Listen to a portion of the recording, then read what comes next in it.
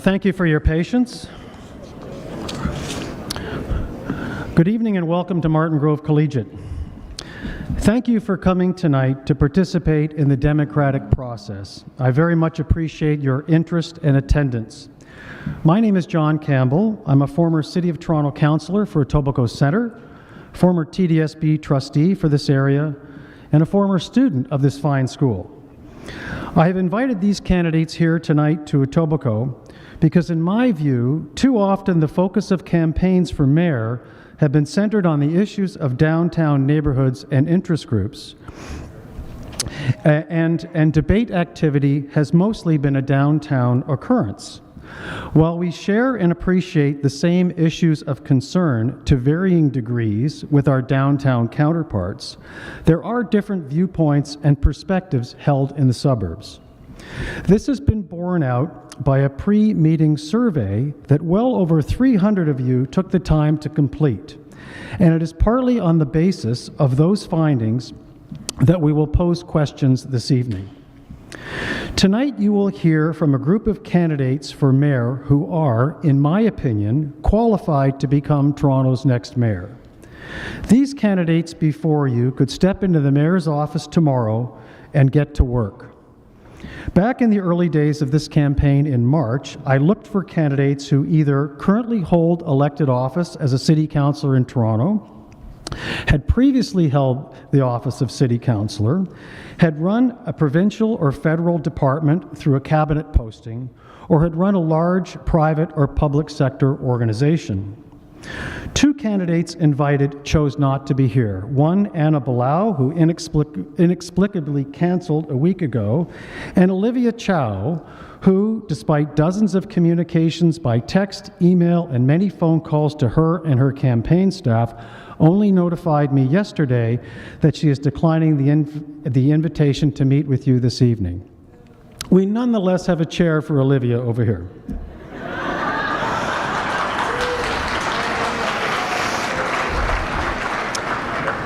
Irrespective of that, we have a very solid cast of honorable candidates, each with a distinctive and professional background here tonight, and I am grateful for them to come to Etobicoke.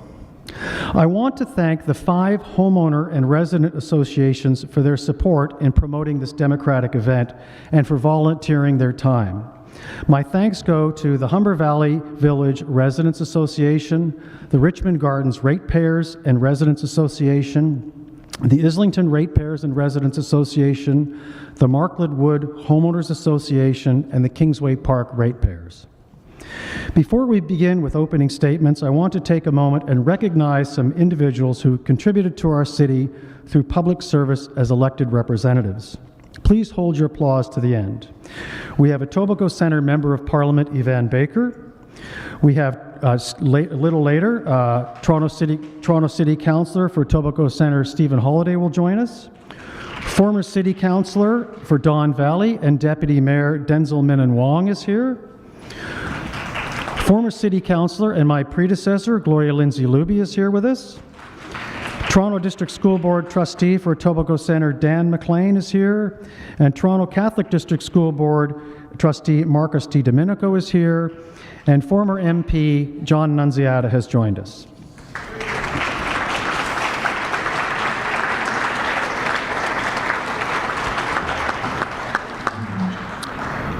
One of these candidates before you may well become the new mayor on June 26th. They will have a daunting task ahead, leading a great city, but one with no shortage of social and economic challenges, including a projected nearly $1 billion shortfall to start next year, 2024. Tonight's discussion with candidates is an opportunity for them to put forward their best policy positions on a range of issues. Each candidate will have 90 full seconds to answer each question. It is structured so that there won't be a lot of back and forth and talking over each other. Instead, they will have 2 opportunities to question one of their opponents based on their answers. They will signal me by raising a hand, and I'll be able to see that, okay? I have a great deal of admiration for each of these candidates who are seeking the mayor's chair. They have stepped forward, organized a campaign, traveled all over the city, taken barbs from their opponents, and made themselves available for many debates, and I know that you will show them due respect. Candidates, you are now in front of the top demographic for voter participation. We will begin with opening statements from candidates. Our timer, Cecilia, down here, will notify you when you have 30 seconds left. Our candidate order of seating is based on polling, and our order of speaking has been randomly made. We expect to wrap up around 8:15. And with the first opening statement, we will hear from Mr. Brad Bradford. Check. Is this thing on? Okay, very good. Good evening, everyone, and thank you, John, and our 5 ratepayer associations for having us all here tonight. It's great to be at MCI with all of you. And my name's Brad Bradford. I'm running for mayor. And on my way over here, as we were stuck in traffic and it took an hour to journey from my part of town at Danforth and Woodbine all the way over here to Etobicoke, I was reflecting on the fact that Torontonians are tired of waiting. They're tired of waiting for the Gardiner to be rebuilt. They're tired of waiting in traffic. They're tired of waiting for the Eglinton Crosstown to open. They're tired of waiting for more housing. And that's why I am running to be your mayor, so that we can get less talk and more action from City Hall. We need a culture change to create the same sense of urgency that you have about addressing the priorities and the options. Affordable housing, affordability here in the city, community safety, unlocking the gridlock. For far too long, career politicians have engaged in endless debate, deferral, and delay that's holding this city back. Now, I'm an urban planner by training. I used to actually work in the chief planner's office at the City of Toronto. And during my time there, I saw my first exposure to big bureaucracy, the lack of accountability, the divisional silos, and this perpetual attitude that whatever doesn't get done today will get done tomorrow. So in 2018, I ran for council to fix it. And once I got elected, in Beaches, East York, I saw more of the same. Endless debate, deferral, and delay. The joke at City Hall is the best way to get reelected is to not make a decision. It's to not do anything. It's not to upset people. That's not what you will get with me as your mayor. You will get someone who will listen to our communities, all 640 square kilometers of this big city, respond to those issues of affordability, community safety, and unlocking the gridlock, and driving forward real change as a strong mayor of action, someone who will actually address the things that will make a material difference in your life. I'm looking forward to the conversation tonight and honored to be here with all of you. Thank you very much.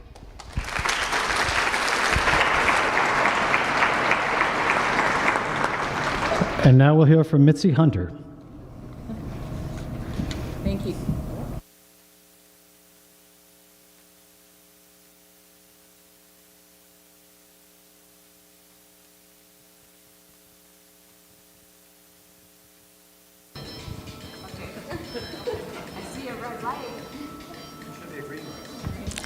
Check.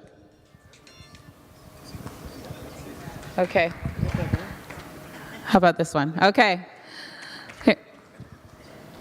Okay, good evening, everyone. I am Mitzi Hunter, and I'm running to lead Toronto's revival as a city that works for everyone, everywhere. It's great to be here in Martingrove Collegiate. I have spent many times in high school auditoriums as the former Minister of Education, and you know, as we look at Toronto, we see that Toronto is at a turning point, and we have to make sure that our city does not become a breaking point. We want a city where young people who grow up in our city can see themselves actually living here. And the Toronto that we want is a city where it's moving and we're not stuck in traffic congestion, frankly, as I was trying to get here. And, you know, that can only happen if we make the investments, and if we see things in a different way. I want to start the TTC at 5:30 a.m. so that those who work shifts, maybe even construction workers, can get to work on time and can get out of their cars and into transit, which helps our environment, which we know needs help. Did we notice that the sun has been covered with the fires today? right? So climate change is real, and we have to pay attention to that. We want a city where affordable housing is something that we address, and we actually build units of affordable housing, not just put up signs and posters, but actually get those units and shovels in the ground. So I want to be your mayor so that we can have a city that works for everyone everywhere, from Scarborough to Etobicoke and all of the beautiful communities in between. But we can only do that if we work together. And I'm asking you on June the 26th to vote for me as your mayor. Forget about that. Vote right now, because advanced polls are open until June 13th. Thank you.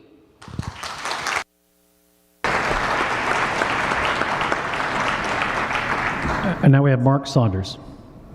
Great, and good evening, everyone, and thank you so much for giving me the opportunity of being here and to speak. Former Councillor Campbell, thank you very much, and to everyone that is here, retired and present in government positions, thank you for being here as well. And to everybody taking the time to be here, thank you. You know what, I've lived in the city for 40 years, and most of my time has been in the west end of the city, just on the other side of Humber. So you guys were my neighbors for a very long time, so I understand this community. The one predominant theme that happens over and over again is that the boroughs get the breadcrumbs. All of the money goes downtown, yet you are the homeowners. You've worked hard to get to where you are. The city does not understand the pressures and the issues and the concerns that you're going through. It is oversimplified to just continue with the same process and to ask for more of your tax dollar. I've kept it simple, and I spoke today. I spoke on a contrast between myself and Olivia Chow because it's important for you to know. Number one, she is going to defund the police. Every opportunity she's had, she has chosen that. Just as several members that are sitting at this stage right now, I will make sure that I fund the police proper so that this city is a safe city, a vibrant city, so that we can all live safely. Number two, taxes. Olivia Chow will not talk about how much of an increase. In the past, she said huge increase. We've taken the time to have a look, and it's at least 25% of your property tax. I am not going to do that. I will not go above the rate of inflation. Number three, when it comes to congestion, when it comes to bike lanes, she will add more bike lanes on the major streets. I will not do that. It has to be done properly in order for our communities to work well so that we can move through smoothly when it comes to traffic. I want to run for mayor because I want to listen to every voice. You have equal say at the table at City Hall, and I'm going to make sure that you get that equal say at the table because you deserve it more so than anybody else. So thank you so much for being here, taking the time to listen to us, and I hope you enjoy today. Thank you.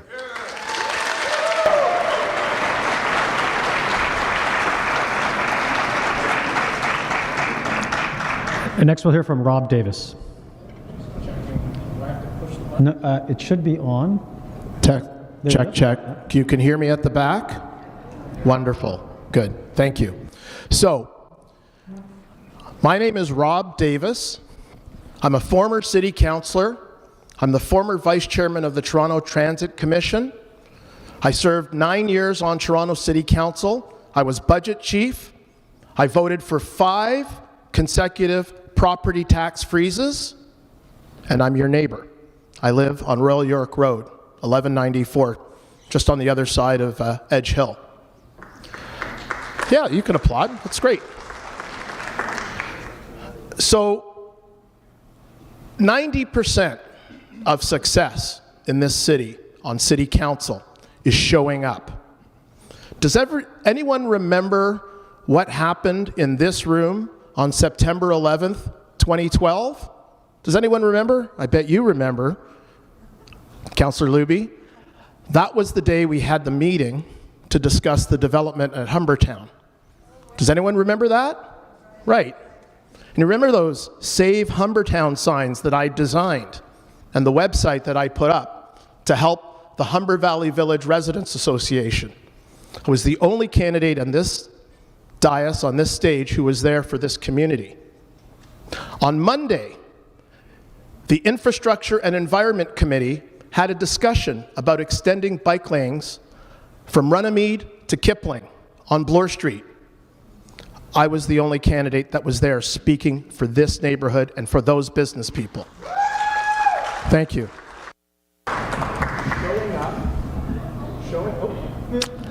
Microphone.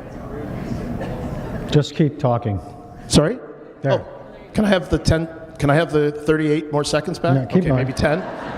Well, if I'm not going to negotiate for myself, how can I negotiate on your behalf when I'm Mayor of Toronto, right? So, folks, my campaign is about making the city safer, making it cleaner, and making it kinder.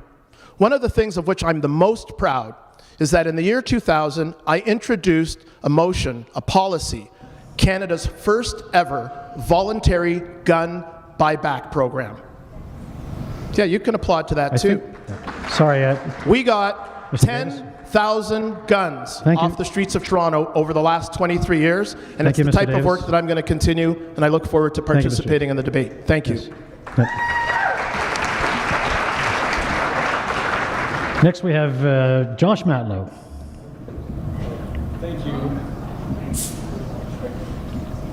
It should. Is it on? Oh, here we are. So the microphones.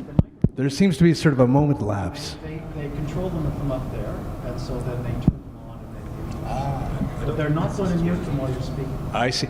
Oh, that is smart to control us from up there, just in case. It's a very wise move. They're students. Well, so thank you to my friend John Campbell for hosting this event and doing so much organizing, along with the residents' associations and all of you for being here tonight.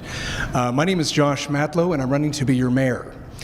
My focus of this campaign is to make a city that works, one that is safer, more affordable, and livable. And when I talk about livability, I'm referring to the many services that we rely on that have been declining for far too many years. Everything from the state of our roads to not only getting snowed cleared, but cleared competently. The services that we rely on every day that we've seen go down, and we need to begin investing in them so that we can have a good quality of life. As a parent, I want to see our rec programs be more accessible to our kids, rather than having to click 2,000 times in the morning hoping that you'll get them in. We can do better. We know we can do better. We don't need garbage cans that are breaking apart on every main street. And we also need to reinvest in services for our youth, for families, for seniors. And that's why when I think of the things that we can do in Etobicoke, I support the Central Etobicoke Community Hub Initiative. That if we get going now, which should have happened already, we can build a community hub at the old Civic Center when we build a new one at 6 Points. We can build a community center that contributes to the quality of life of the community. When I think of the Somali community in North Etobicoke, I think of the community space that they've been advocating for years. And when I think of Etobicoke, Humber Bay Shores and other areas like Dundas that has development pressure, my focus won't be on just each building. It's about building a community with services and infrastructure and parks and a great quality of life. That's what we should be doing in every Toronto neighborhood. Thank you.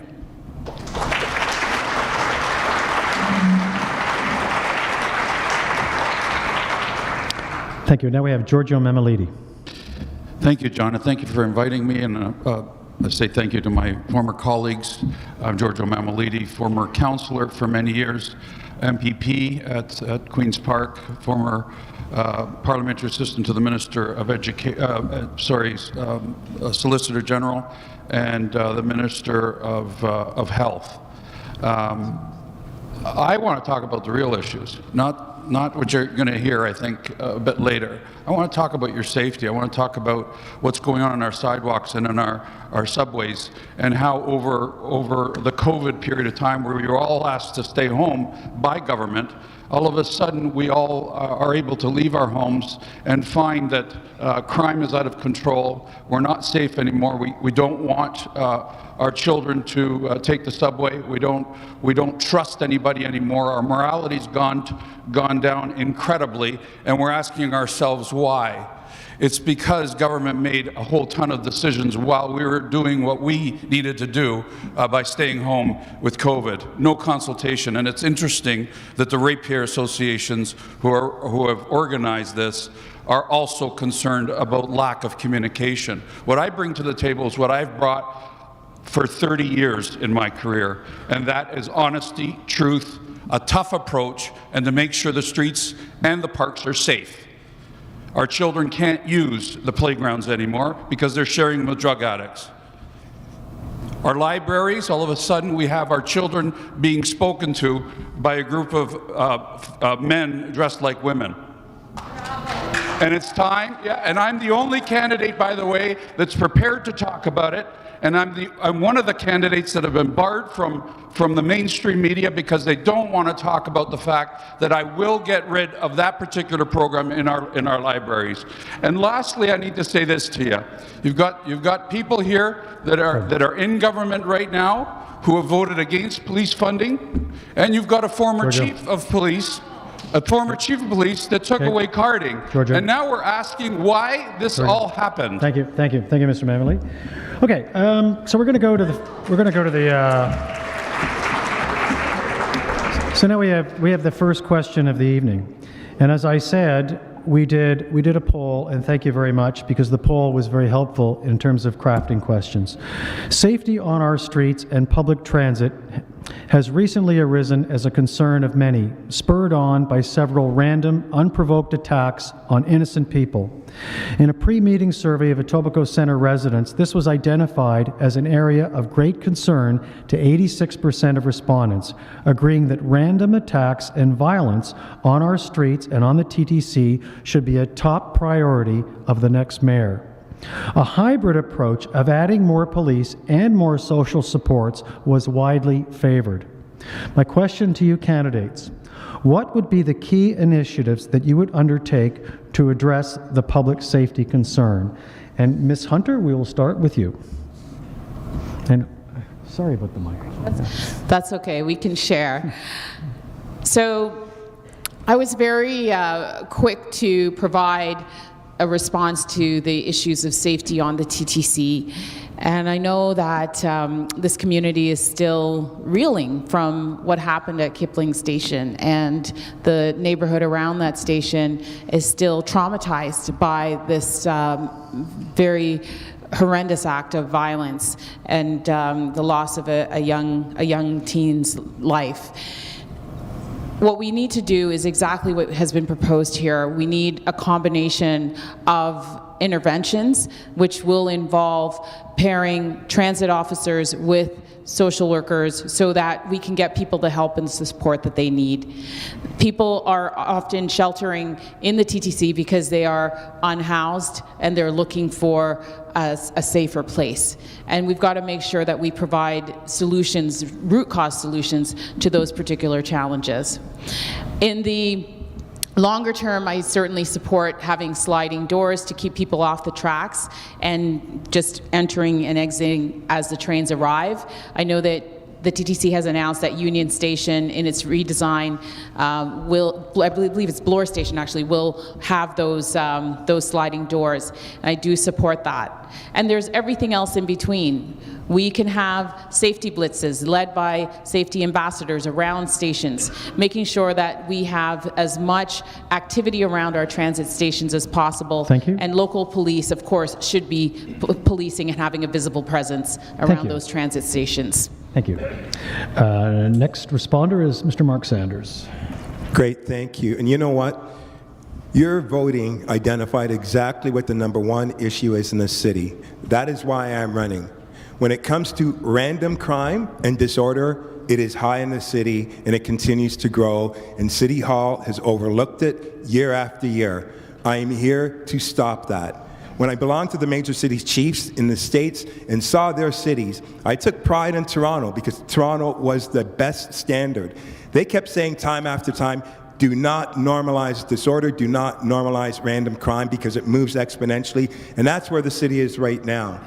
As your mayor, the first thing I'm going to do is fund the police. There are people sitting on this stage right now that have defunded the police and made efforts to continuously take money away.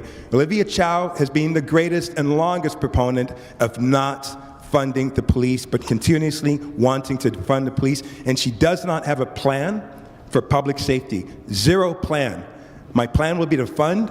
My second plan when it comes to the transit system, because I use that transit system, you will have highly trained special constables that will have body-worn cameras that will be trained by the Toronto Police, because I'll give them the ownership, and they will be on and they'll be riding on those subways, those streetcars, those buses to make sure that you are safe. And I'm going to be adding other tools to make sure that everything we do, make sure that your ride on TTC will be safe, because I will create an environment of safety, because businesses are failing because people are not using the TTC anymore. I will change that. Thank you. Next response is from Rob Davis. Well, the people who put gasoline on the fire in this city are now trying to sell you a fire truck. That's what's happening, folks. You know, when I started this campaign, I came out with this Dundas Street West sign. You probably saw me in the news. And I said, I don't want to spend $21 million changing the name of Dundas Street, because I'd rather help homeless people on the streets of Toronto. But wait, there's more. In the aftermath of kicking homeless people out of warming centers, we saw this rise in crime on the TTC. So City Council was a penny wise and a pound foolish. No wonder we had crime on the transit system. Ask any librarian. Homeless people go to the libraries, they go to the subway stations. But what did Council then do? They spent $15 million on increasing safety on the subway, but $21 million on changing the name of Dundas Street and others. It's bonkers. So what I would do is actually a different approach. I believe that we have to be kinder to those people who are in need, who are suffering from mental health and addiction problems, who are in distress. We need to show them kindness, because without a kinder city, we can't have a safer city. So I would do a number of things. Number one, I would make sure that we also recruit police officers who have some educational background in social work. They're doing the social work anyway. That's good. I'm out of time, but I have a lot more to offer, and I look forward to chatting with you about that later. Thank you. Thank you.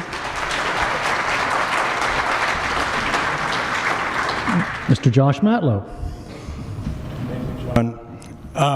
Before I begin the answer, I just want to state, because I think it's important to do so, that a little bit earlier, one of the candidates said something very hateful regarding the LGBTQ community.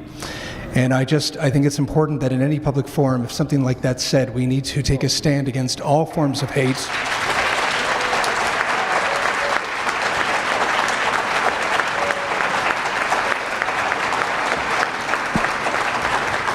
No matter who we are Torontonians.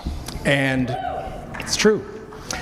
Now, here in Etobicoke, along with many parts of the city, there's a big issue with cars literally being stolen out of people's driveways, right?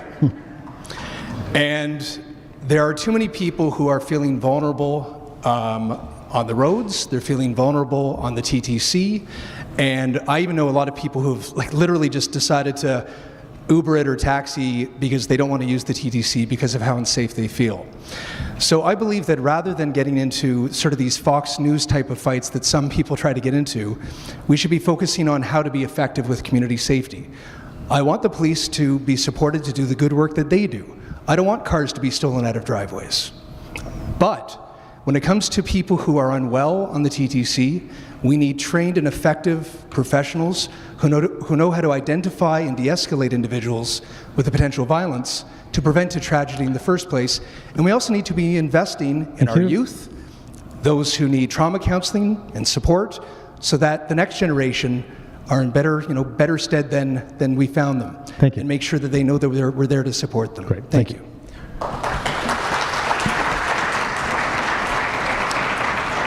Next we have Mr. Giorgio Mammoliti. Thank you. Thank you very much. I categorize what's happening as woke Gotham. I think that what's happened isn't a surprise to many of us who have tried to warn the public over the years, and I've been criticized for it. I do admit that. But I was trying to tell people over the years that this is going to happen. Our streets are not going to be safe.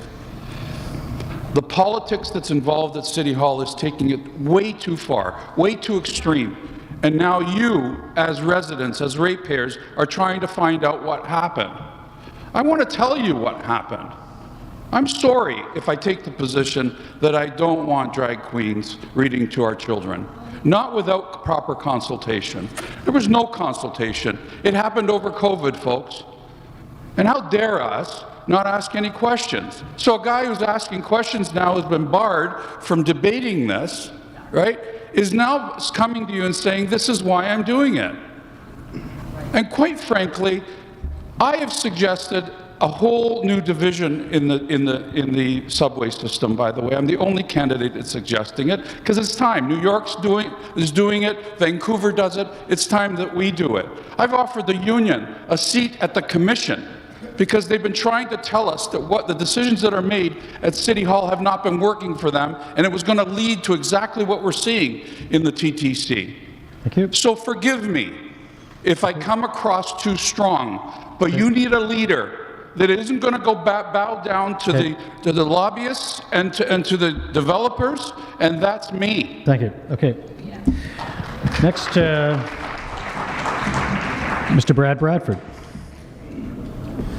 Well, thanks very much, and it's a very important question. You know, I hear from folks every single day, they feel less safe in the city today than they did even last year. And I was talking to a family here in Etobicoke, and they were telling me about how they used to ride Line 2 down to City Hall, to down on Line 1 to take part in the festivities, Nathan Phillips Square, go skating. They don't do that anymore. They're in a taxi or they're in an Uber. I hear from families all the time that their kids used to take the TTC to get to school, and if they're still doing it, you're sending a text before you get there and when you get off the train on the other end. Ridership is at historic lows on the TTC, and that is because people don't feel safe taking the TTC anymore. I have a 4-point plan to address that, and it starts with platform edge doors at our busiest stations. You see it in people's body language. Their backs are jammed against the wall because there's not a 0% chance that you could end up on the tracks. Systems around the world, of course, have this, but it's also about an additional security presence. We're going to make sure that we have police officers and special constables at our station riding the system to keep people safe. We also know the other side of this conversation is the mental health supports that are needed. We will stand up one coordinated agency instead of more than 20, one coordinated agency to make sure folks who are experiencing homelessness or dealing with mental health crisis get the help and the support when and where they need it on the system. And lastly, bail compliance units. You know, the violent criminals who are out on their streets right now, they're going unchecked and unwatched. I called for bail compliance units, 68 officers across 17 divisions here in the city of Toronto. I will stand that program up, and I was happy to see the Premier echo that sentiment with a commitment to fund it. Excellent. Thank you. That's how we get things done. Okay, great. Thank you very much. Second question. Toronto's traffic congestion plagues tens of thousands of drivers daily. 87% agreed that this too should be a top priority for the next mayor. Would you support any of the following? A traffic congestion fee where you pay to enter the downtown, Gardner and Don Valley Road tolling if permitted by the province, or other restrictions on the number of cars to travel into the downtown core? If not, what measures would you suggest might alleviate our ever-present traffic problem? And we're going to start with Mr. Saunders.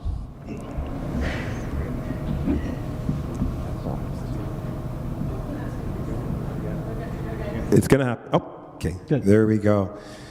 And thank you. That is an incredibly important question. Downtown, they make this assumption that one size fits all, and that is not good, and that's not healthy for our city. When you live out in this particular area, as I did, it took forever to get downtown.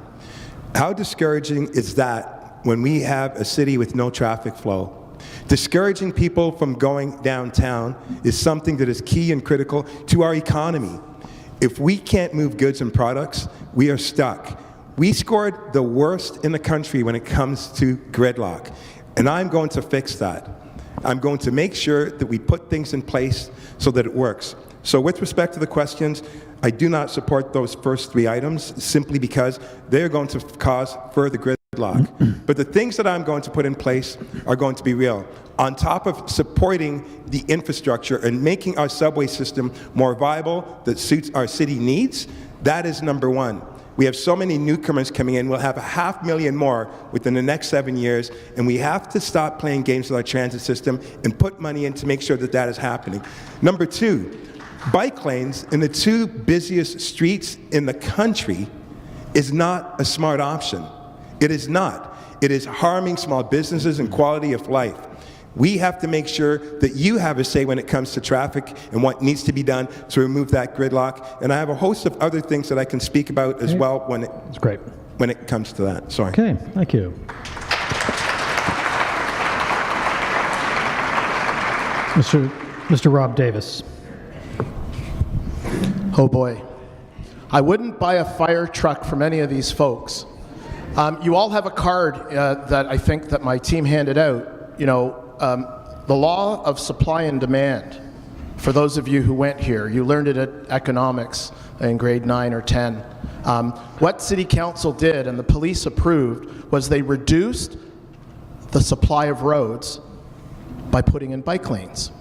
And then what City Council did was they approved licensing Uber, which increased the number of cars on the street at shower looking to make a buck. Think about that. 10 years ago, there were 5,000 taxi cabs licensed. That was it. Allowed to go out there and pick up rides. What did council do? Let's have an unlimited number of licenses of people out on the road while you and I are trying to get home picking up fares. It's bonkers, right? 90,000 people. That's why we have congestion.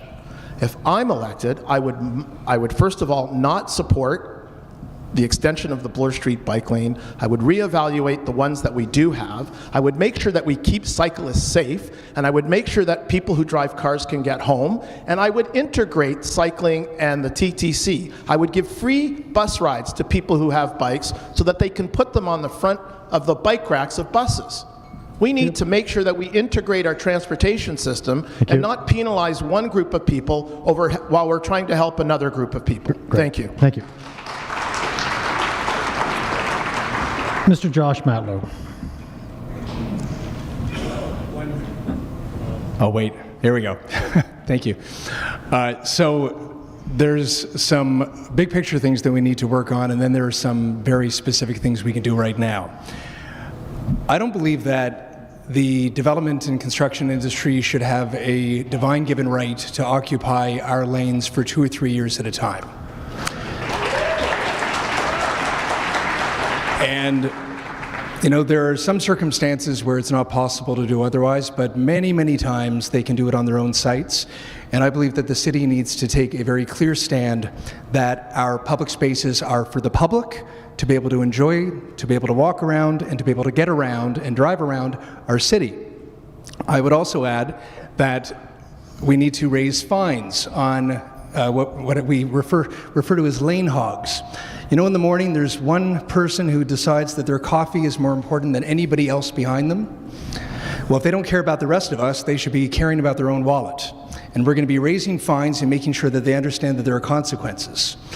And I also recognize that, you know, when I'm driving and I'm getting frustrated with everyone around me, I'm also part of that traffic. And the more options people have to get around, the better for everybody to get around. And that's why I'm going to be reversing the cuts to the TTC to make sure that it's safer, more reliable, and more affordable for people, so people actually have the better way. We need to be improving service, because if we cut service, fewer people will take it, and that's the wrong-headed way to try to get ridership back. Thank you. Mr. Mamalidi. I almost feel like I'm in council again talking about bike lanes. It's just this nightmare. It's this constant nightmare. And I noticed my former colleague, Denzelman and Wong, is here. Him and I actually led the charge one year to try and stop these things from happening completely and put them off of the roads where they belong. Make it safer for cyclists as well. That didn't happen over COVID. Over COVID, you woke up after COVID, with 100 kilometers of bike lanes without consultation. I will revisit every one of them. I'll stop them, and I will dismantle any of them that were built during COVID without proper consultation, and I'll replace them off of the road where they belong to be safer for those cyclists. Congestion is caused in this city primarily because of that. You couple that with our streetcars. By the way, I want to get rid of the streetcars completely and replace them with e-buses. That'll make things a lot easier as well and less maintenance.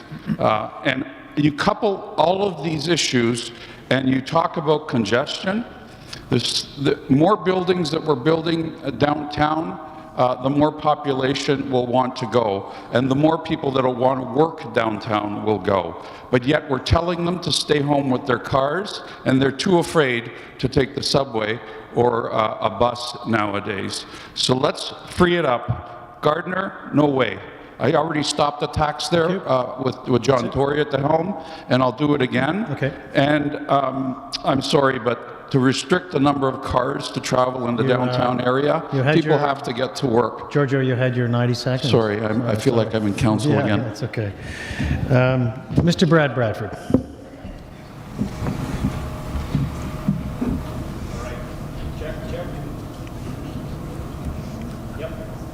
Mike, number 5.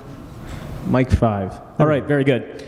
This is one of the most frustrating day-to-day experiences for Torontonians all across the city. And sometimes it feels like City Hall is waving the white flag, like they're giving up. There was an article in the Toronto Star a few weeks back, and it said, if you're planning on going downtown, don't drive. Well, I got news for them. There's a lot of people driving downtown. Now, sometimes I see more construction pylons than people, but a lot of folks are driving downtown. We can't give up. Now, Lakeshore is the best example. You know, it took me over an hour to get here tonight, and that's because you have 3 major projects going on, and none of them are coordinated. The rebuild of the Gardner, the Ontario line with the province, and flood protection at the Don River with the federal government.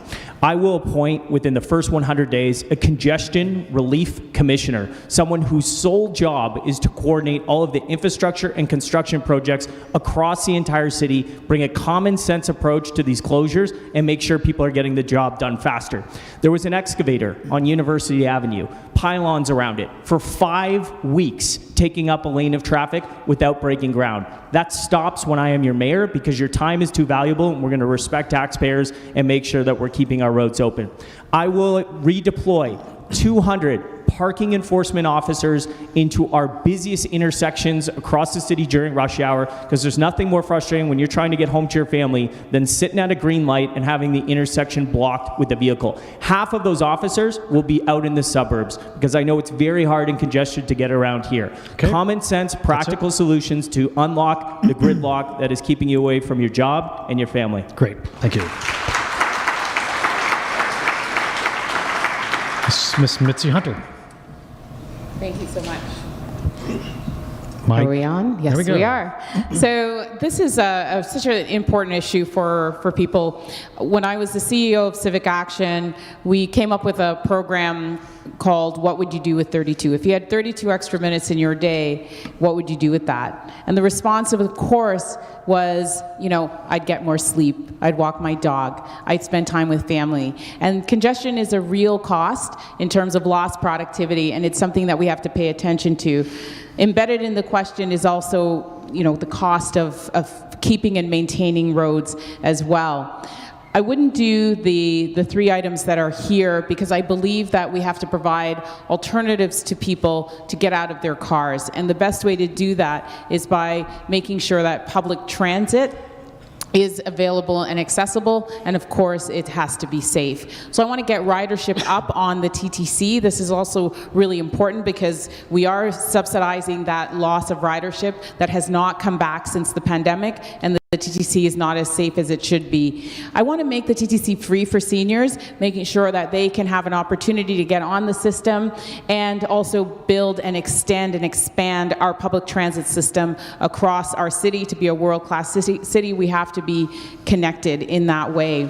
And so, you know, let's work together, make sure that we have investments in public transit, that we have a safe TTC system, and that we're keeping everyone connected and moving, and of course, safely as well. I want to have senior safety zones, expand the Vision Zero program to make sure we keep our roads as safe as possible for everyone traveling on them. Great, thank you. Now, the next question is on suburban intensification. Just down the road at 250 Wincott, an agreement that was reached in 2021, I believe, between the property owner and the city for 3 11-story buildings has been torn up, and now a new development proposal has been resubmitted for 31, 22, and 13 stories. For the community that fought the battle and who thought the battle was over, it has begun again. In Markland Wood, a developer is proposing a massive 4-building layout with hundreds of new units that will literally surround an existing slab building that was built in the 60s. The question is, well, first of all, we know people have to have a place to live, and we accept that. But do you support these forms of intensification, and are there or should there be limits to intensification in the suburbs? Should there be height and density restrictions? We're going to start with Mr. Rob Davis. Oh, there we go. Everybody's telling some stories, so I have a story to tell. I was at a meeting of the Humber Valley Village Residents Association many, many years ago when we were dealing with the Humbertown development. And everyone went around the room and talked about how long they'd been in the neighborhood. You know, I've been here 30 years, 40 years. And I got up and I said, well, I've been here for 32 weeks, and it's really my pleasure to help lead the charge to fight the Humbertown development. My actions tell you that I'm interested in making sure that we maintain the character of the neighborhoods. But what we have to be concerned about is that in the zeitgeist, in the public sphere, people are concerned about housing supply. Well, what did City Council do to address housing supply? They legalized Airbnb. There are 20,000 housing units being used by tourists. And what happened in the wintertime? You as taxpayers had to put homeless people in hotel rooms. It's crazy. If I'm elected Mayor of Toronto, I am going to do one thing. I'm not going to spend billions of dollars to provide housing. I'm going to spend $1.29, and I'm going to buy a Bic pen, and I'm going to ban short-term rental companies like Airbnb, and I'm going to let people who live in Toronto live in apartments and live in houses, and we're going to let tourists stay in hotels. Thank you.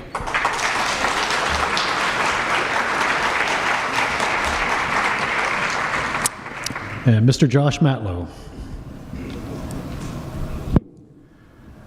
So I think we all know that there are a lot of people moving into our city, and yes, there's a need for housing, and in particular, there's a need for affordable housing, because there are too many young people in our city who have given up on their dream of owning a home. They can hardly make the rent, if any, and there are a lot of people who, data demonstrates that a lot of people are actually leaving the city because of that, and that can't go on.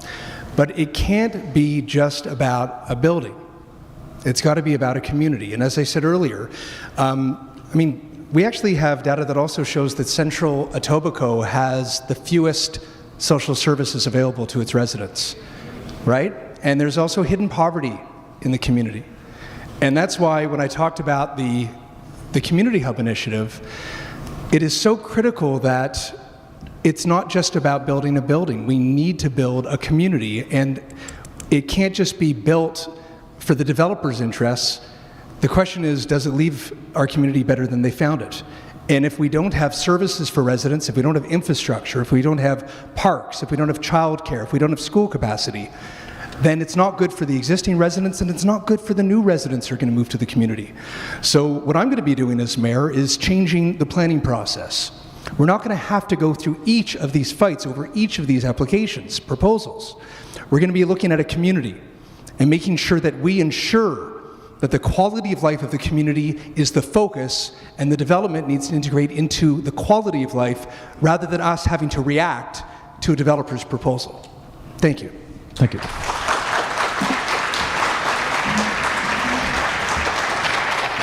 Mr. Mammoliti. Again, this is not a surprise to me, these 31-story, 22-story, and 13-story resubmissions after COVID. The official plan was changed by this council. 2 councillors are here. Ask them how they voted on the official plan that would allow these buildings to be this high. Ask them why they didn't fight against the fact that they just changed during this process of the election, by the way. They changed the status of your single-family dwelling, which means that tomorrow an application can come forward fairly easily for rooming houses on your street. Why don't you ask the 2 that you're applauding for how they actually voted with respect to this? Your ratepayer associations need to know the truth. You as homeowners need to know the truth. And the truth is, with this whole slate of people up here talking about where Ontario Place should be placed, we should be talking about the real issues. Issues like this that mean the most to our local communities. The ones that we have, guys like me, have defended forever. Guys like Mel Lastman, defended forever. Guys like former Mayor Holiday, defended forever. And now, overnight, this council has changed the official plan. And now you're wondering why. Thank you.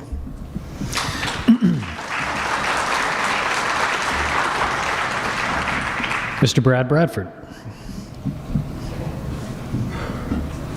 Check. Very good. A couple weeks back, I had a really wonderful canvas in Markland Wood. I actually sent a note to Councillor Holiday here and just commented on what a unique and special neighborhood that was. Beautiful houses, wide lots, leafy foliage, and lots of friendly people. But it was brought to my attention that there were lots of concerns around the intensification that's coming to the city. And I think we need more housing. And I think we need more housing options. And I think of all the young families and new Canadians and seniors who are looking to stay into Etobicoke, looking to move here, they need places to live. But how we do that development really matters.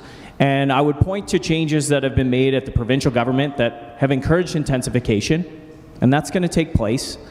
But we are not equipped with the resources to support that growth in a sustainable way. Investments in transit, investments in community centers, investments in parks and rec.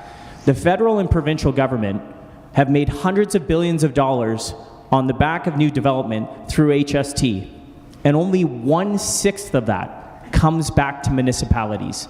So the reality is we need to work with federal and provincial governments to get a sustainable funding deal for this city so that the growth that we know that's coming, that frankly has been provincially mandated, and that we need to accommodate all the people who are coming here to this city, is done in a sustainable way, and that we can actually improve the livability of Etobicoke and of the city. We have to fight for that deal. So the growth is coming, but how we pay for it and how we make sure we deliver it in a comprehensive and sustainable way is really important. Thank you.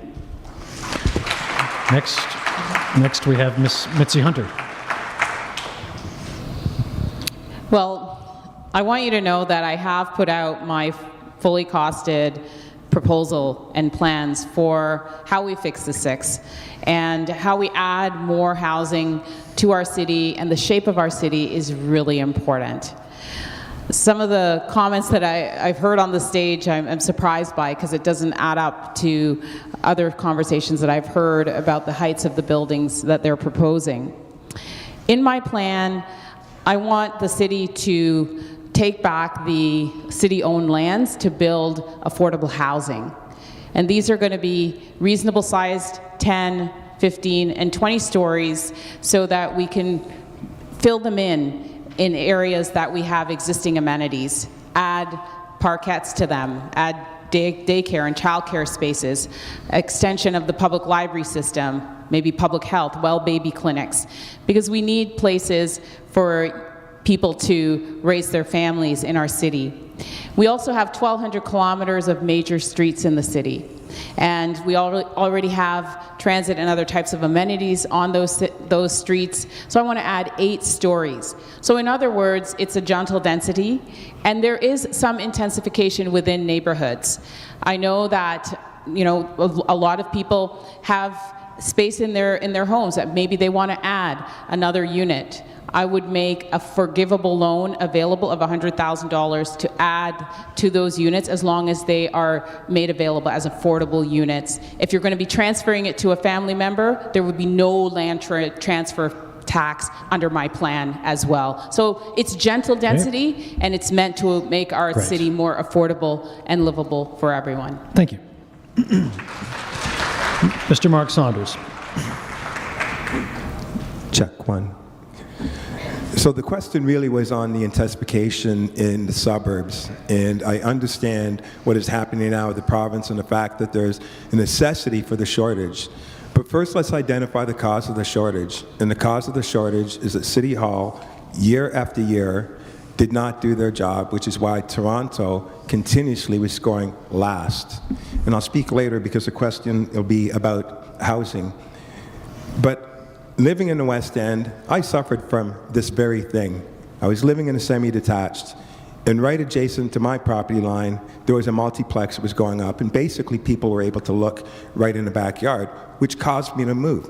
So I understand that, and I understand how that feels, and how it changes the quality of life. So my plan speaks to that, and when it comes to that gentle intensification, I want to make sure that you know as my mayor that I will be listening to everybody, what the concerns and what the issues are, and if there is a possibility to speak to understanding what the intent is, but looking at what the unintended consequences may be, and then furthering the conversations and making sure that your input is heard and recognized so that we can collectively do what's needed. Because people are coming in, and they're coming in large numbers, and we're behind schedule already. But we do have to move forward as a city, but the how we do it is going to be key and critical, and I'll make sure that your voices are going to be heard because I'll be representing what you want done. Thank you. Thank you. Okay, so we're going to move on to the next question, which is in regard to homelessness. Homelessness seems to be getting worse and not better, despite a legion of dedicated city and not-for-profit social workers and agencies to help the homeless get credentials, find jobs, find shelter, and through programs such as Streets to Homes, find permanent housing. Still, the problem grows larger. The question is, what steps would you take to address the homelessness issue, and would you permit permanent encampments in public spaces? Mr. Matlow. So I agree with the premise of the question. Homelessness is an emergency, and there are far too many people who are in our parks, on our streets, who are struggling, and we all want them to be able to live the life that they are meant to, like we would for anybody we care about in our own lives. And no, tents are not the answer to homelessness. Encampments are not the answer to homelessness. The answer to homelessness is a home. I mean, that's what it comes down to. But, you know, a couple years ago when the clearings happened in the parks, they were both done violently and inhumanely, and also they were ineffective, meaning that people were beaten up, and I just don't believe that the state should ever commit violence against its own people. But also, thank you. But also, it was ineffective because you may remember that, you know, some at City Hall were making announcements about how they were simply going to be brought to safe indoor spaces. But if you listen to the homeless in the parks, they were saying that they didn't feel safe in those indoor spaces, the shelters, because they often feel like awful places. They're not safe for their body or their belongings. So they chose to be outdoors. So what I would do as your mayor, and as I've advocated before, is work on the ground to make sure that we have better outreach to those people, to make sure that we improve the environment within our shelters so that people feel safe, increase the capacity of our shelters. These are admittedly the Band-Aid solutions, but they need to be there so that we can also offer rental supplements and have a clear path toward housing supportive housing, and for those who need it, addiction and mental health supports so that they can get on the path that we want them to. And frankly, if we support their health and safety, we're all better off. Thank you. Mr. Mamalady. I don't support encampments, especially in our parks. Our parks belong to our families and our children, and they should be safe. They'll immediately disappear with me as the mayor. In saying that, this is near and dear to my heart. I wrote the official policy and plan on affordable housing, the first 10-year plan in North America. And I wrote the law around how to treat drug addiction in 1991. They go hand in hand. We've done it backwards. We're not really caring for the people that need it the most. We pretend. When I say woke Gotham, I mean it. People want chaos, and it's happening on our streets. They want people to be poor. And when I say they, I mean woke. They. It's been happening for 30 years. And now we come to a point where we're scared, we're afraid. And the best way to deal with homelessness is transitional housing. I've tried to move motions in council. I believe Councillor Matlow actually voted against the one that suggested no more shelters. Replace them with transitional housing so that those homeless people will have the care that they need and to transition them into society again. I will eliminate how we treat drug addiction today because we don't. We give them the needle, we give them the drugs and then send them on the streets to die. 12-step programs are important, and if you really want to get rid of homelessness, it's less shelters, more transitional housing, get rid of what they call safe injection sites, and replace them with proper 12-step programs, and our communities will be much safer, and we won't have to be stepping over the homeless and those that might be high on a substance in our downtown core and in our local communities. Thank you. Mr. Brad Bradford. Well, thanks very much. I had a meeting with CAMH a couple weeks back, and we were talking about the challenges, the intersection of addiction and mental health, and how that manifests in homelessness. And the point was made, to find stability in your life, you need two things. You need employment, and you need housing. So we've built thousands of shelter beds over the past number of years. We went from 6,000 shelter beds to 9,000 shelter beds. They're always 99% full. No other municipality in the GTHA is building any shelter beds. Everybody comes to Toronto. But the pathway out of poverty is not more shelters. And you can't live in a park. That's not a decent and humane thing for the people who are there in tents. It's not a decent and humane thing for everybody else who wants to use that park. The answer is housing. And that's why in my community at Beaches East York, I built 59 supportive housing units. Wasn't easy to do. It was a hard conversation with the community, but we have now transformed the lives of 59 individuals with the partnership with the federal government, the provincial government, and city-owned land, giving them the wraparound supports so they can get back on their feet, be successful in the community, and build their lives back up. That is what we need to do. It's not having people live in parks. We need a housing-first approach. It's not building more shelters.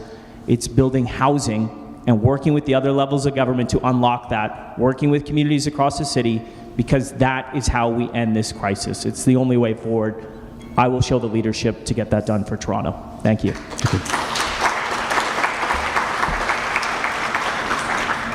Ms. Hunter.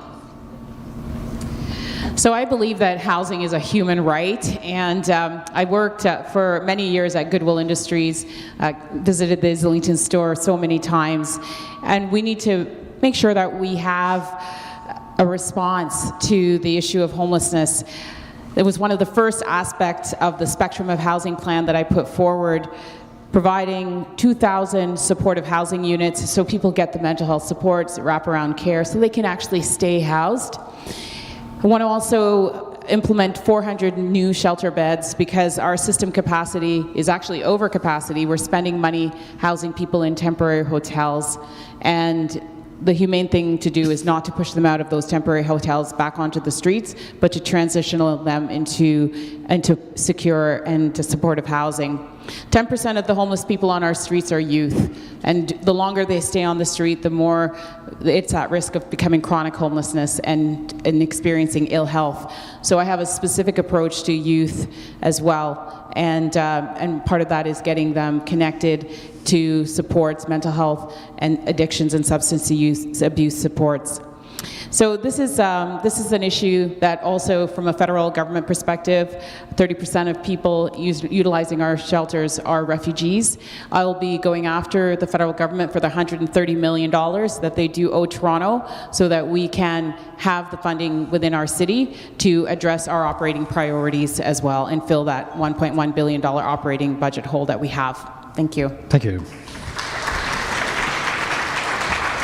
Mr. Saunders. Great, and thank you. And again, I just don't want you to forget the cause of this. City Hall neglected to do their duty when it came right from the start of building. A lot of time talking, no building. The encampments are not good and they're not healthy. The parks should be parks. We have syringes, we have violent crime, fire services, close to 800 calls from the January 2020 to now. How we do it is critical and important. My plan speaks to it by making sure we identify what the key issues are and transition them into the places where they need to be. But rest assured, we can't keep it the way that it is.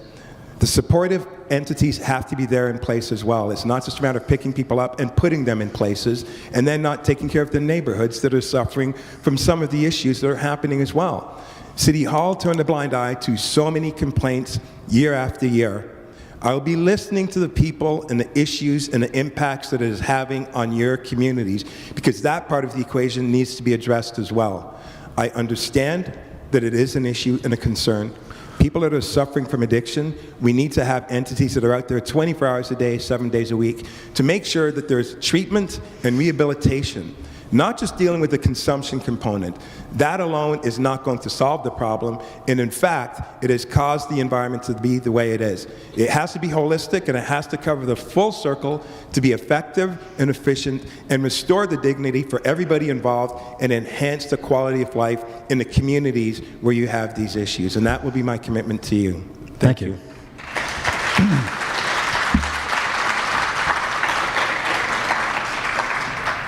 Mr. Rob Davis. Test. Once you commit to standing up, it's like you got to do it all the time, right? Otherwise, they wonder what happened. Did he get tired? So here I am. Okay, in all seriousness, I think there's a three-point plan. Feds, beds, and meds. I would galvanize the community to make sure that the federal government meets its commitment. 30% of shelter occupants are refugees. The federal government is not transmitting the money to the City of Toronto so that we can address the needs, address the problem that they've created. Beds. It's 284 days. If you and I have a family member who has an addiction and wants to detox and get well, it's 284 days to get a bed for treatment. 284. It's 20 minutes to go to a consumption site in a shelter. And I want to turn that around. I'd rather have an opportunity for people to be able to seek treatment. And on the bedside, Toronto Community Housing last year had a 5% vacancy rate in their bachelor units, a 3% vacancy rate in their 2- and 3-bedroom units. When there's a 1.5% vacancy rate in the City of Toronto in private sector units. How could that be? How could the people who want to build housing have a vacancy rate of 5% when we have homeless people on our streets? That would end with me as mayor. Thank you. Thank you.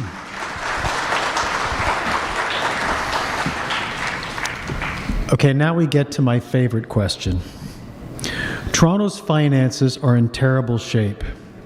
In our survey, 89% said that the candidate's position on the budget and taxes will affect and may well determine how they vote.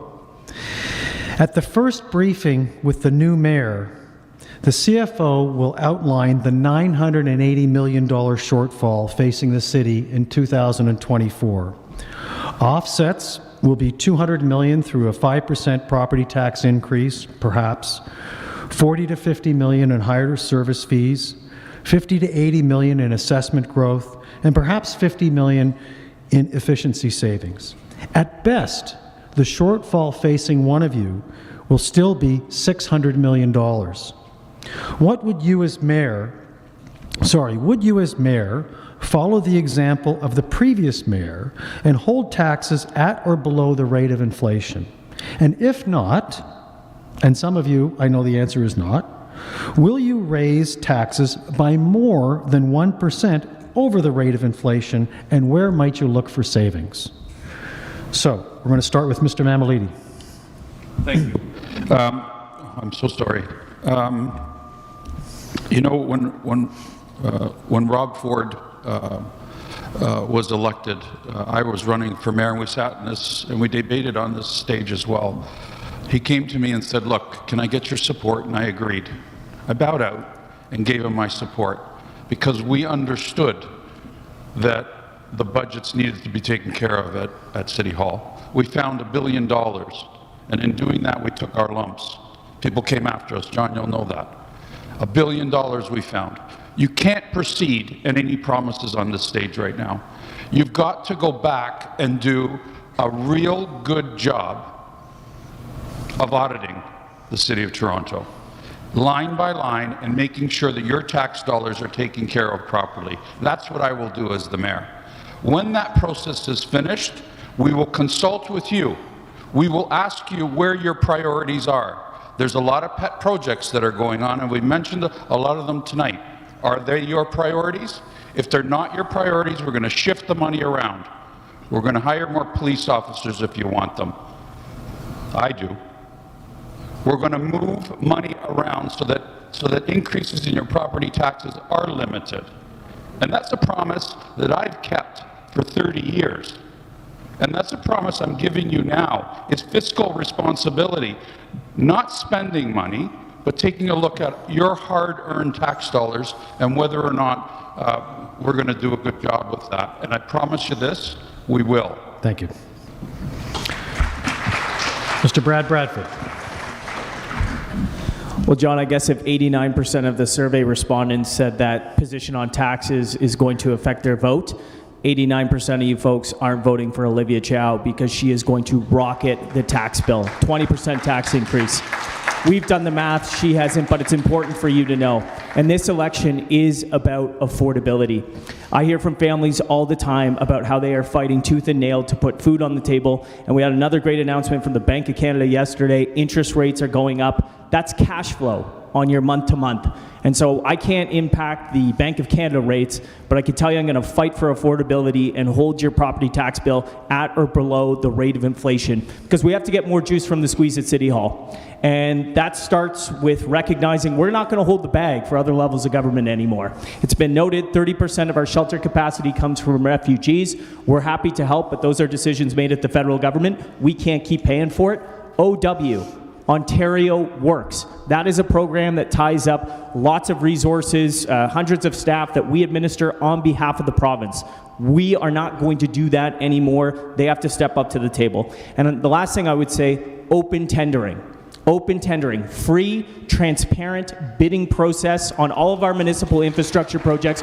We are the only municipality in this province that doesn't have an open shop. All of the other candidates support closed tendering because they have made backroom deals with specific unions at the expense of holding out other unions, more workers, more jobs, delivering infrastructure faster. I will save you $200 million a year that we would put back into capital projects, our parks, our community centers, and fill in the potholes. Common sense. Let's do it together. Thank you. Ms. Hunter. So I have been really the only candidate on this stage and the leading candidates that have made a full costing available on my website, and my commitment was to do that before voting began, which started today with advanced votes. So when you vote for me as your mayor, you know exactly what you are getting. I've put forward a fair an innovative approach to taxes. And I do have an MBA, and I've been the Associate Minister of Finance, and I know how to balance the numbers. So with the question, it's interesting because I have put forward a 6% property tax increase. But I recognize that there are some individuals that are suffering from an affordability issue in our city right now. And those households with $80,000 in income or less will pay half that at 3%. And that's $108 for the year. For seniors with household income $80,000 or below, it would either be no increase at all or a deferral if they choose to do so. Because we know that seniors are on a fixed income and we want to make sure that they have a break as well. For small businesses, there's no increase. For creative activities, there is no increase. So with me, you know exactly what you are getting. I've put that forward, unlike the empty chair over there, who has refused to answer any questions when it comes to how much she would tax for the proposals. And I just don't think you can trust that. Thank you.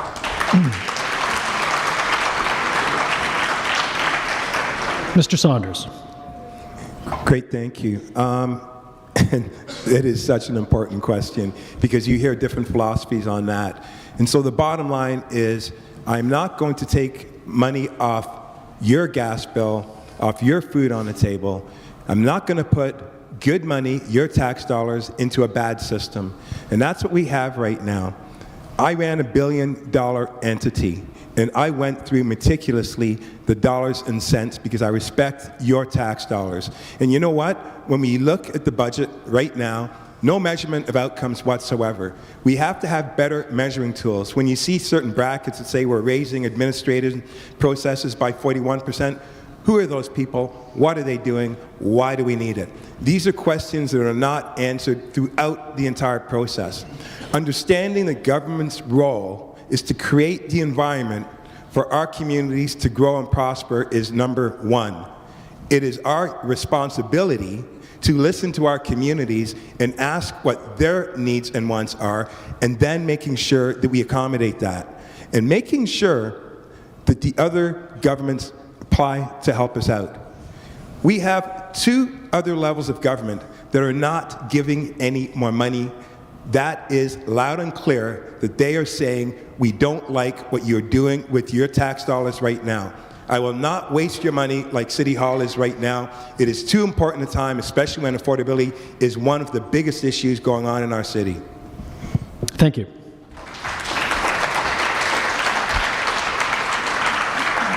Mr. Rob Davis. Hello? Hey, there you go. Now I got to get up. I was half praying that it wasn't going to work, that I wouldn't have to get up. Listen, I know that I'm the long shot candidate. I know that Ms. Chow is the one who we're all nervous about. I know it. You know it. We have to work to stop Chow now. We have to work to make sure that she doesn't get that's right, take a picture, right? Because I'm not included in the debates. They haven't been successful at knocking her down in the polling. I've been the guy that's been excluded. Well, what do you do on a hockey team when the first line doesn't do a good job? You send in the next line, and that's me. So listen, I started this campaign explaining that I'm not going to waste any more money. I went after Ms. Chow because she has a charity that raises hundreds of thousands of dollars to train people in politics, and she hasn't accounted for where that money comes from. I wrote to the clerk, I wrote to Ms. Chow, and now I've written to the CRA, and I've asked them to audit the expenses and the donations to her charity. My volunteers are going to hand you a copy of the press release. And then later on tonight, I urge you to go to stopchow.com and donate to my campaign so that we can stop Chow now. Thank you.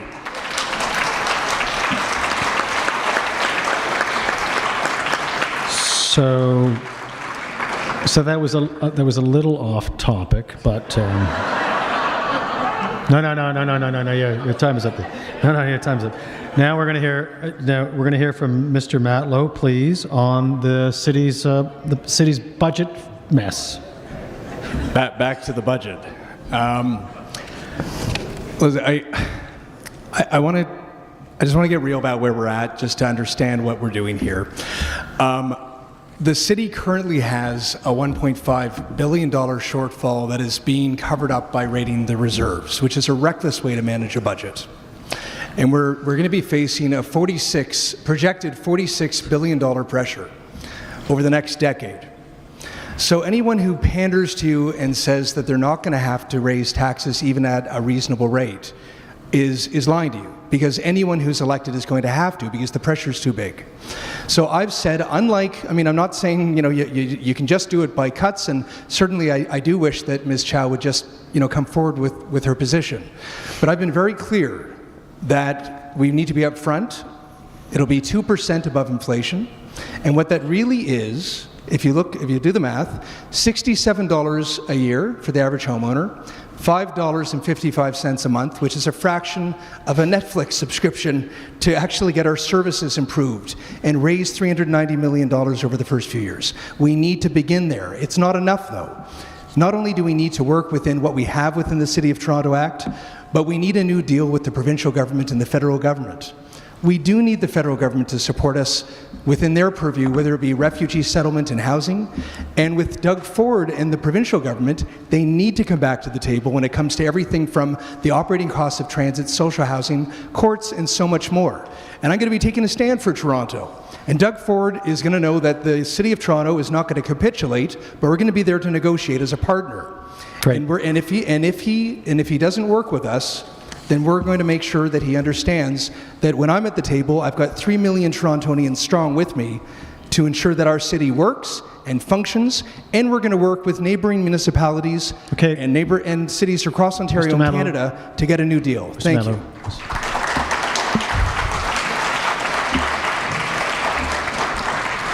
That was the 110-second answer, but we try to give everybody a little. There's a lot there. All right, so we're going to move to, I could ask many more questions, and I've got 2 left, but I'm going to try the one, number 6, because I think it'll resonate with our audience. As residents of the suburbs, we sometimes scratch our heads at the decisions made by council, such as the recent action to close High Park off to cars on weekends and holidays, to force bike lanes for Bloor West in spite of local widespread opposition and without having met any criteria, or as we know them, warrants, and the decision to rename Dundas Street at a cost of several $1 million. It makes residents outside of the downtown wonder if their views matter. Downtown residents seem to have the ear of councillors and the mayor, partly because it is easy for them to make deputations in significant numbers to standing committees because of their proximity to City Hall. Discuss briefly these matters and let us know how you, as mayor, would strike a balance between the numerous vocal downtown resident interests and those of the less vocal suburban residents. We'll start with Brad Bradford. Check. Very good.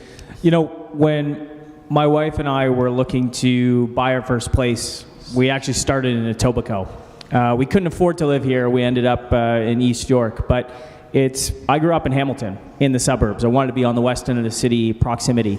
I love it out here. And Toronto is a city of neighborhoods and different communities, 640 square kilometers. And I can tell you, as a one-term councillor, someone who's been there for 4 years, long enough to understand how it works, but not so long that I've been the author of all the problems, it is an echo chamber. And this campaign has really crystallized that for me. We would have had a different mayor if Twitter mattered. Fortunately, it doesn't. But I could tell you that too often the views and perspectives of folks that are not at the deputations are not driving the policy that is being implemented at City Hall. And I think the best example right now is the gardener. And if Olivia Chow is elected as mayor, she is going to roll back a decision from 2015 throw out $340 million of sunk costs and construction that has already taken place to send us into an environmental assessment process for the next 5 years. And if you think slamming a 10-lane highway down at grade is going to save us money, is going to alleviate congestion in traffic, you are living in a fantasy world. And this is what is at stake. Your mobility, your accessibility, as folks who are out here in Etobicoke, folks in Scarborough, folks in the suburbs of Toronto, you don't want somebody who is going to tear down the Gardiner and make that a central plan of what they are campaigning on. Great. And that's why on June 26th, you don't want to vote for someone who wants to tear down the Gardiner. Thank you. Ms. Mitzi Hunter. So these are great issues that you've raised, and what it says to me is that the voice of the community needs to be strengthened and heard. And what I would like to do is also include different ways of that voice being heard. So it doesn't always have to be through deputation, which sometimes does not match with those that are farther away from downtown. There should be online options. There should be survey options. There should be multiple different options for people to allow their voices to be heard when decisions are being made downtown that affect local communities. I'm from Scarborough, so I get how it feels that you don't have that voice and that sense that City Hall is really listening to those concerns. I want to see more local control, even over things like parks and what happens to those. We have to shift those decisions into local communities and into local neighborhoods. And so, you know, I fully support the direction here. These are decisions that are affecting the community, and we want to make sure that we strengthen the local voice and the local decision making amongst the things that matter to the community. It's more important as we're moving through the decisions that if we can look to things like standardization, I want to do that for things like laneway and garden suites, because you know, we don't have to go back through an approval process that has already been decided. If we can create some standardization, that will help to demystify and speed up the process as well. Thank you. Thank you. Mr. Saunders. Thank you. You know, that question is one of the exact reasons why I'm running. City Hall is too afraid to have real discussions right now. The loudest voice in the room has changed the narrative of this city. We have normalized crime and disorder. Riding the subway like I do has never been worse than it ever has been. I look at the cities that are failing, and they are failing because the loudest voice in the room has controlled the city. I have worked in this city for 38 years, public service as a police officer. I've been in every single corner, and I know those corners that have not been heard ever. Those discussions are never had at City Hall. My commitment is very simple. I will continue my experienced leadership by being in the communities, not just for the ribbon cuttings, not just for the tragedies, but in real time, continuously. It is the most important tool and the strongest tool that will dictate the direction the city is going to be going. Because if the leader will have that interest and will lead with example by talking with people in real time, you will have that connectivity with City Hall. Because right now, no one has connectivity with City Hall. That's why there's voter apathy, because the discussions at City Hall have nothing to do with what the day-to-day issues and concerns are in the City of Toronto, and I have guaranteed to you that I will make that change. Thank you very much. Thank you.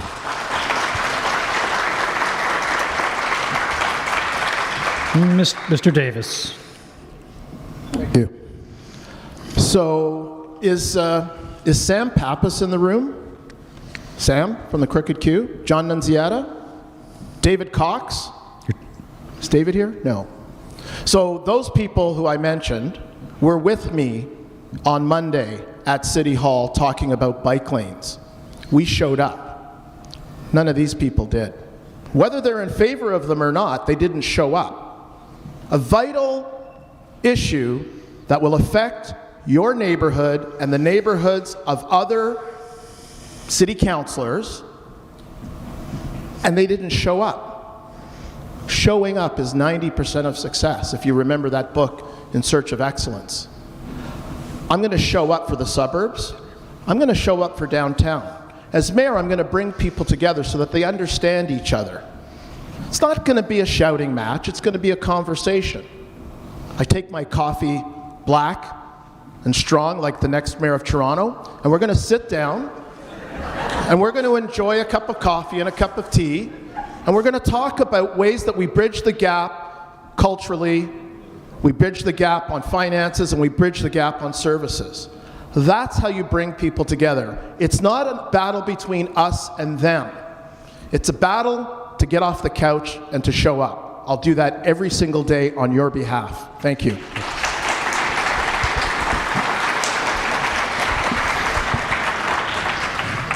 Mr. Matlow. You know, at some of these debates, I've heard a lot of, sometimes intentionally divisive rhetoric, and, it's used in politics. But there's a lot that we have in common. You know, we all want our snow cleared, we all want our roads fixed, we want our families to be safe and well, we all are frustrated with the Toronto Maple Leafs. We share a lot in common. That's Toronto. But there are unique differences. There are unique differences ethnoculturally, there's unique differences geographically, and I believe that City Hall needs to understand that there is no one-size-fits-all policy, really, when it comes to understanding what communities need. So just as we need to advocate to protect our waterfront in Ontario Place, and I'm going to be withholding our lands from the provincial government so they don't privatize our waterfront and replace it with a private spa.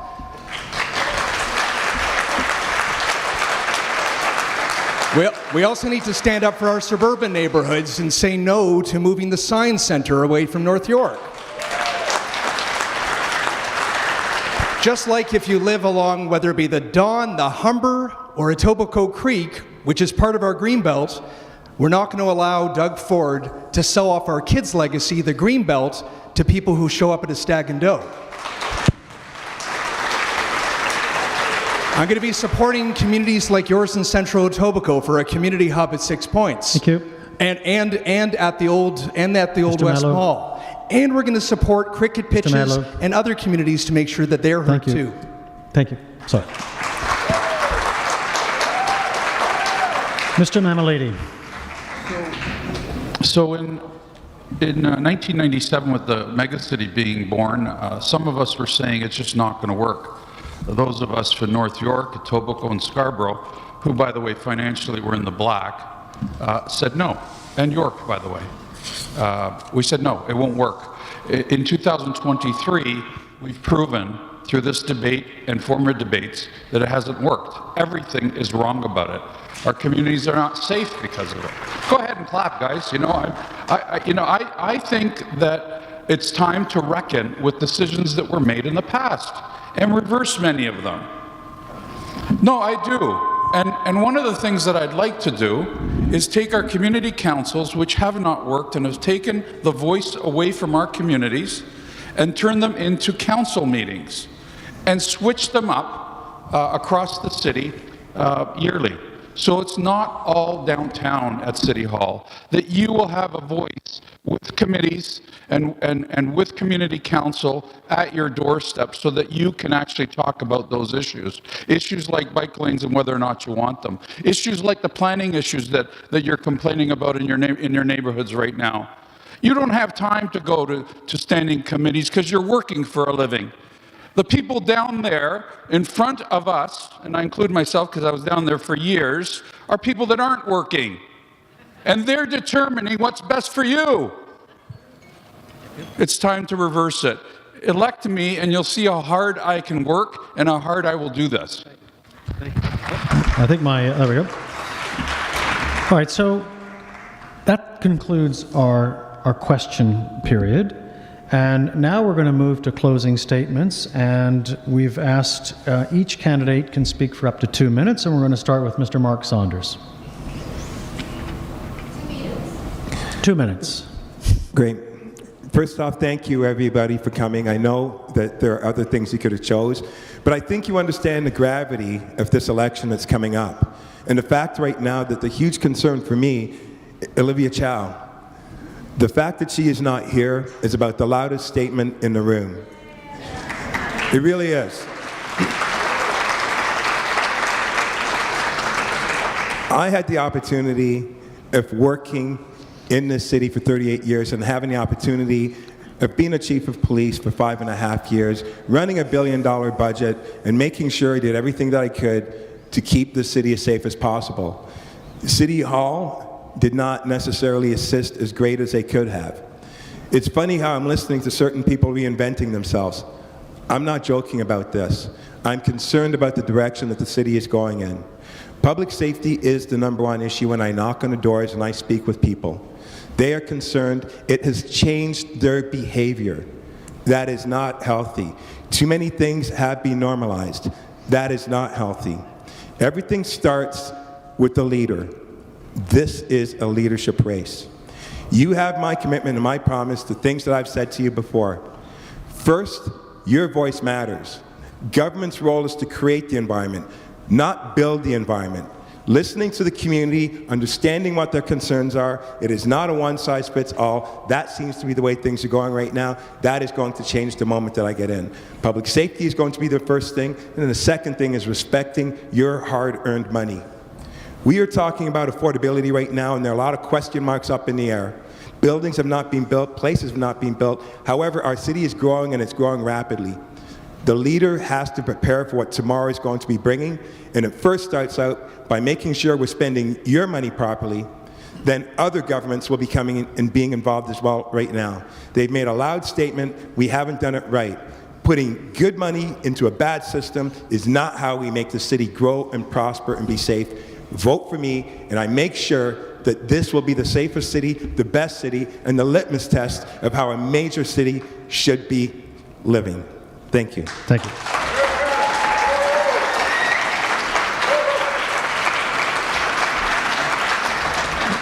Now we'll hear from Mr. Rob Davis.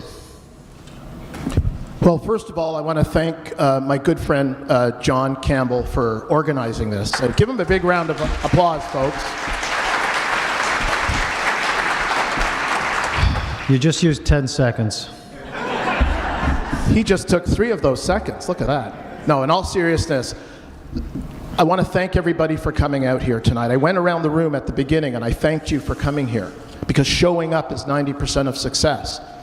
I'm running because I want to make Toronto a safer, cleaner, and kinder city. We can't have a safer city unless it's kinder.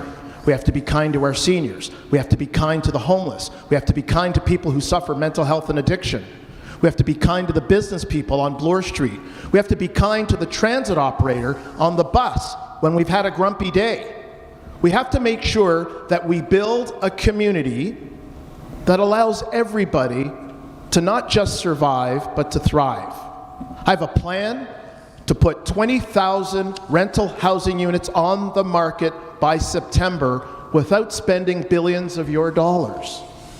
Because they legalized Airbnb and made somebody in California a billionaire. And now they have a plan to spend billions of dollars to build that housing, and it's already there. I have a plan to make the transit system safer. I want to put 10,000 first responders on the transit system. Police, fire, and ambulance folks should ride for free.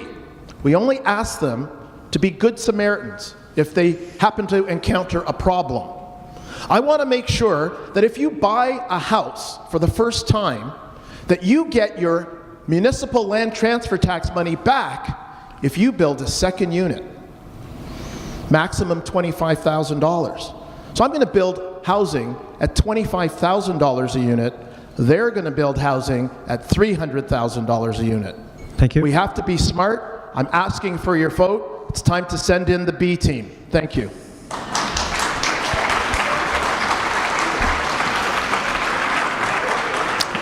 And now we'll hear from Mr. Josh Matlow. Thank you, John, and thank you to all the organizers.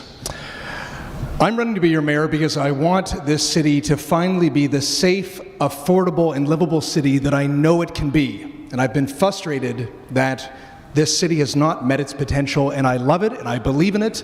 This is the city that Melissa and I are raising our daughter Molly in, and I want to leave this better than I found it. As most everyone feels. But, you know, I'm the only candidate, certainly the only leading candidate, who isn't in it for anybody other than you. Let's be honest. Olivia Chow has been on the sidelines for nearly a decade. She hasn't been a councillor for almost 20 years. And the reality is she is being supported by the establishment of the NDP. She has a lot of support out there with the NDP, but I don't have that, and I recognize that because I'm coming to you. You've got Mark Saunders, who literally has Doug Ford's support, and you've got other candidates who have corporate lobbyists and special interests supporting them. My job will be to stand up for Toronto, and when I'm your mayor, it won't matter who you are in the city and where you live. I will be there to represent you, and only you. I will have your back. On June 26th and during advance polls, I'm number 72 on that very long ballot. And I'd appreciate your support so I can go to bat for you. Thank you.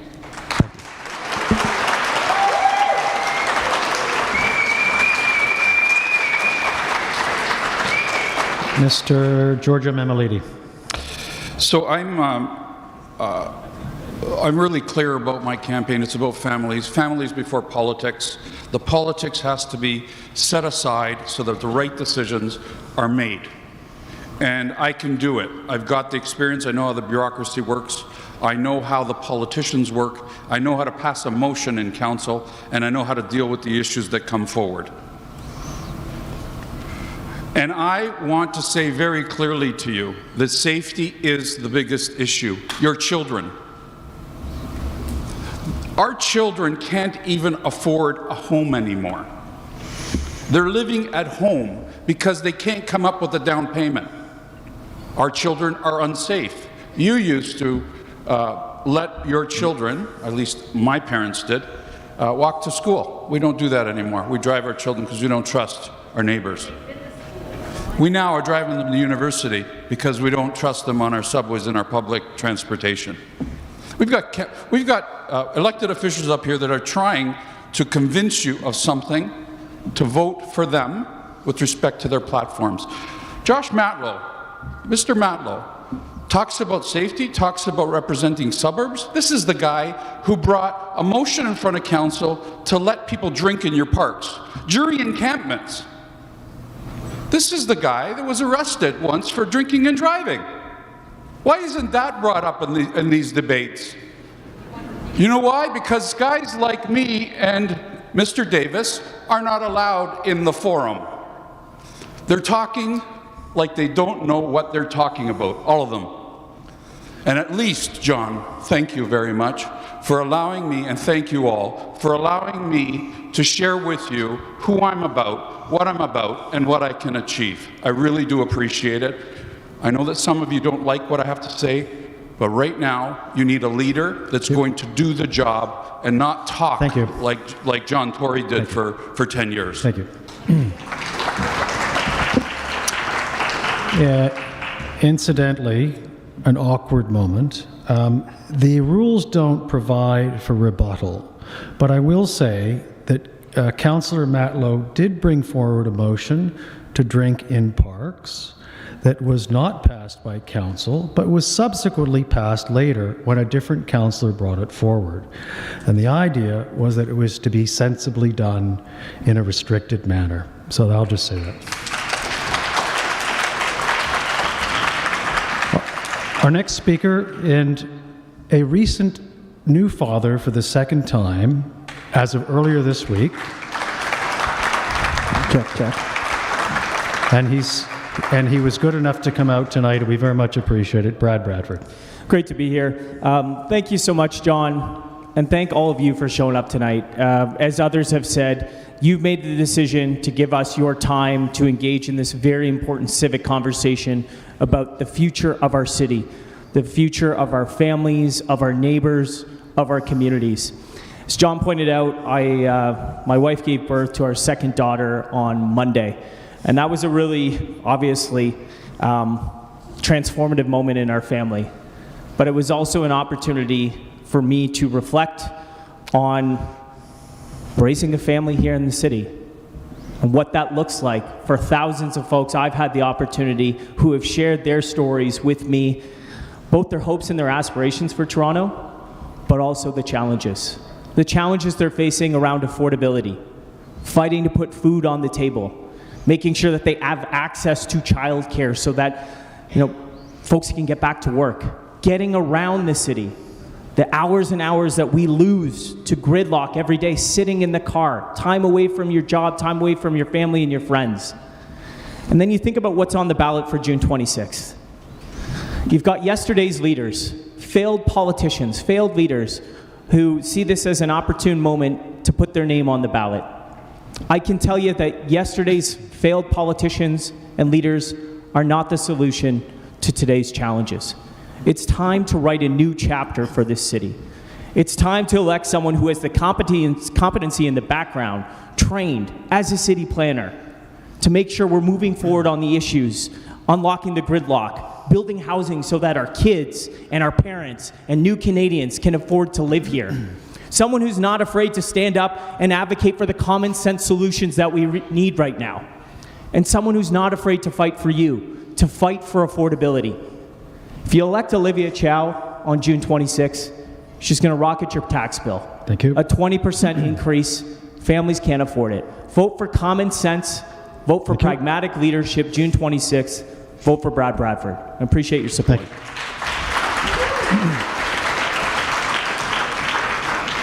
Miss Mitzi Hunter. Thank you.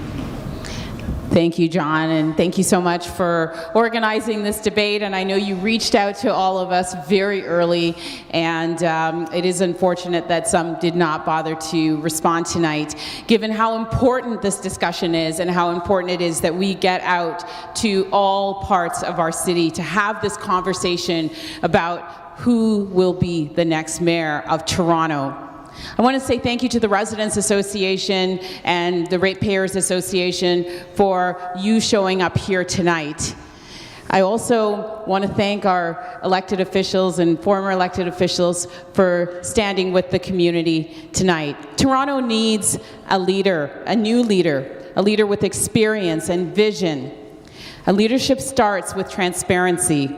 I resigned my seat as the MPP for Scarborough-Guildwood to run to be the mayor of Toronto, a community that I represented for 10 years in 4 straight elections. Because I care about our city. It's a city that I love. It's a city that I grew up in. And I want to see our city continue to be a globally recognized world-class city. But the reality is that there are things that we need to do differently. We see that visibly, and in the conversation we had tonight about the homelessness that is on our streets. We talk about affordability. And the real issue with affordability is that young people who grow up here aren't able to afford to live here. It's breaking up families, and it's causing that kind of pain. So I want to make sure that Toronto works. I have a plan. It's fully costed, and it's transparently available on my website. You know that when you elect me as your next mayor, you know exactly what you are getting. There's no magical thinking here. There's no disappearing act. It's real, it's straightforward, and it's honest. So vote for me on June the 26th. I am number 55 on the ballot, right in the middle, so that we can fix the 6 together. Thank you so much, everyone. Have a great night.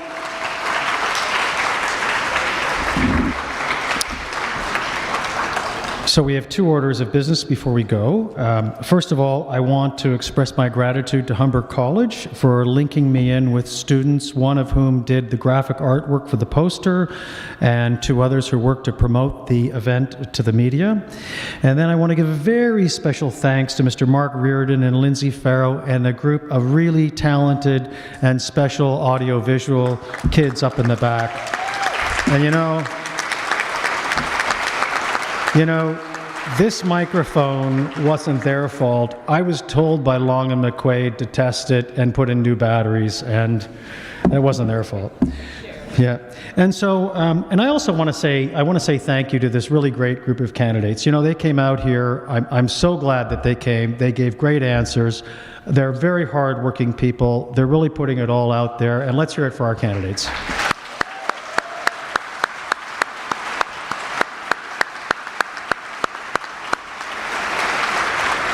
And with that, we will bid you adieu, and thank you very much for coming this evening. Very much appreciated.